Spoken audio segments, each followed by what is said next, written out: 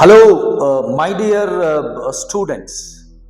I am Professor Anil Kumar N. Joshi, Academic Director of Diamond Group of Institutions and Secretary for Sadvidya Foundations. See, coming 18th of 2026, see, all the children are going to write their SSLC examinations. You already know that. And this year we are proudly say that more than 9 lakhs plus the students are going to write their SSLC examination, including the regular students and private students, as well as the supplementary who all took for this year. So that is a great record from government of Karnataka, that is proud Karnataka state. See, one thing I would like to tell you, my dear students, that, see, there are 5 important tips you all going to follow. 100% you all going to clear your examinations with the best result and high percentage. Because our mental health is very, very important than any other things, along with physical health too. ಹಾಗಾಗಿ ವಿದ್ಯಾರ್ಥಿಗಳು ನಾವು ಆಲೋಚಿಸಬೇಕಾಗಿದ್ದು ಯಾವುದಂತಂದ್ರೆ ಈ 5 ಟಿಪ್ಸ್ಗಳಲ್ಲಿ ತುಂಬಾ ನಿಮಗೆ ಸಹಾಯ ಆಗ್ಬೋದು ಅಂತ ನನ್ನ ಅಭಿಪ್ರಾಯ. Plan and organised. ತಾವೇನು ಈಗ ಮುಂದಿನ ವಾರ ಎಕ್ಸಾಮಿನೇಷನ್ಸ್ ಬರಿತಾ ಇದ್ದೀರಿ, ಒಂದು ಪ್ಲಾನ್ ಮತ್ತು ಒಂದು ಆರ್ಗನೈಸ್ಡ್ ಮಾಡಿ.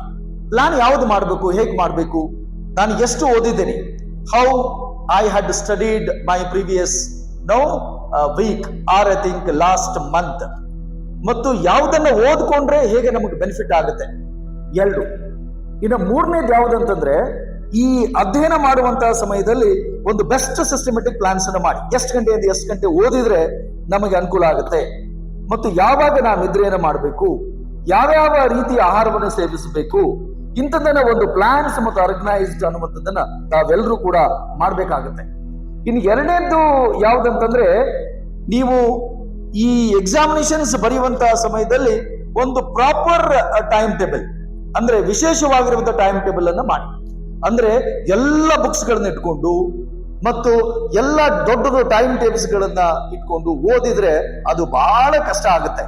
ಹಾಗಾಗಿ proper and best compact time table.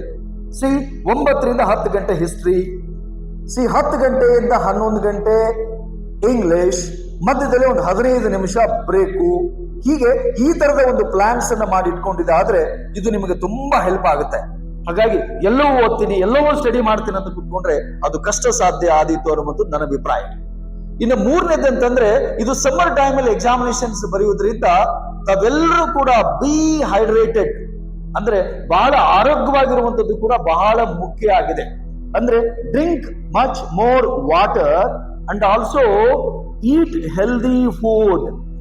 Some students are there, some students will be there without having any food. They will be sitting with a number of books with all the notes. Every hour they do have a coffee and tea. You all know that caffeine will be there. This is what making you lot of distractions and physically unhealthy. So ಹಾಗಾಗಿ ನೀವು ಚೆನ್ನಾಗಿ ನೀರು ಕುಡಿರಿ ಮತ್ತು ಆಹಾರ ಪದಾರ್ಥಗಳನ್ನ ಸರಿಯಾಗಿ ಸೇವಿಸಿ, vitamin ಇರುವಂತಹ ಪದಾರ್ಥಗಳನ್ನು ಸೇವಿಸುವಂತ ಕೆಲಸ ಮಾಡಿ. ಹಾಗಾಗಿ ಹೆಚ್ಚು ನೀರು ಕುಡಿದ ಜೊತೆಗೆ ಹಣ್ಣು ಹಂಪಲುಗಳನ್ನ ತಿನ್ನಿ ಅನ್ನುವಂಥದ್ದು ಬಹಳ ಮುಖ್ಯ. ಹಾಗಾಗಿ ಬಿ ಹೈಡ್ರೇಟೆಡ್.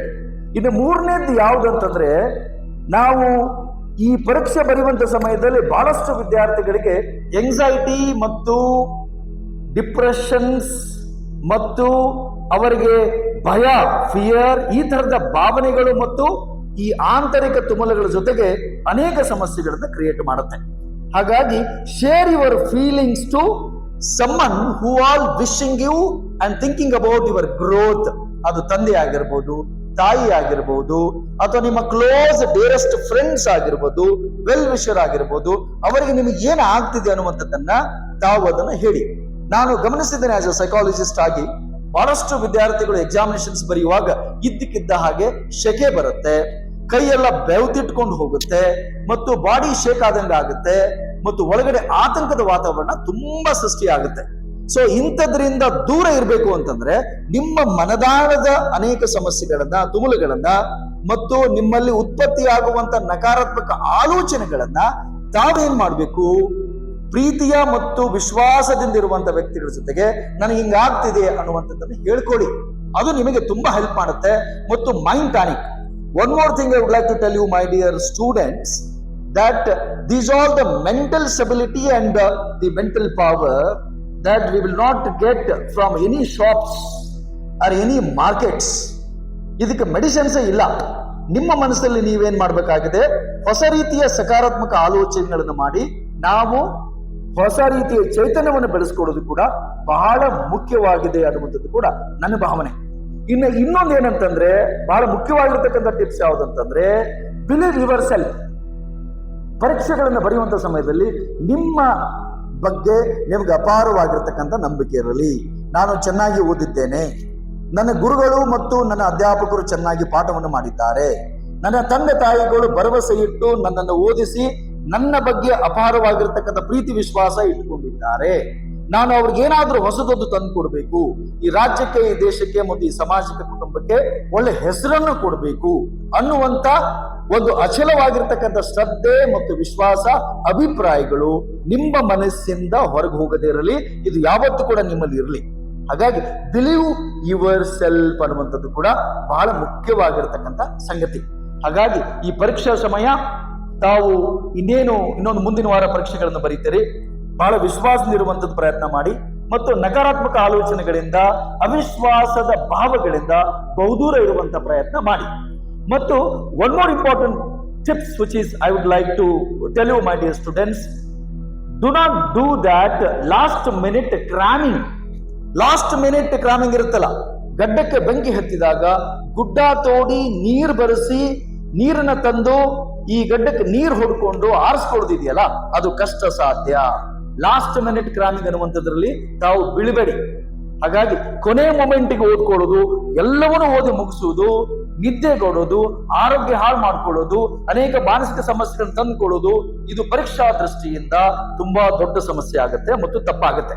ಅದರಿಂದ ಬಹುದೂರವಿರಿ.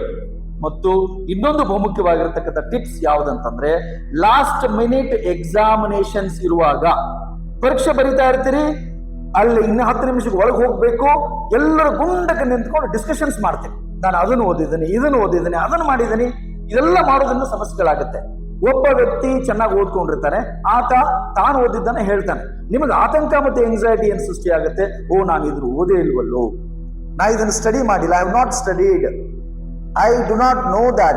These are the things that getting into the conscious mind, creating so many problems within yourself. So that should not do that. ಹಾಗಾಗಿ ಈ ಎಲ್ಲ ಟಿಪ್ಸ್ ಗಳನ್ನ ಒಂದು ಚೂರು ತಾವೇನಾದ್ರೂ ಫಾಲೋ ಮಾಡಿದ್ದೇ ಆದರೆ ಇದು ನಿಮಗೆ ಅದ್ಭುತವಾದ ಯಶಸ್ಸನ್ನು ತಂದುಕೊಡುತ್ತೆ. ಎಲ್ಲದಕ್ಕಿಂತಲೂ ಬಹುಮುಖ್ಯವಾಗಿರ್ತಕ್ಕಂಥ ಸಂಗತಿ ಮತ್ತು ಭಾವನೆಗಳು ಯಾವುದಂತಂದ್ರೆ, ಸಕಾರಾತ್ಮಕ ಆಲೋಚನೆಗಳಿಂದ ನಿಮ್ಮನ್ನ ನೀವು ಬೆಸೆದುಕೊಳ್ಳಿ, ನಕಾರಾತ್ಮಕ ಆಲೋಚನೆಗಳಿಂದ ಬಹುದೂರವಿರಿ.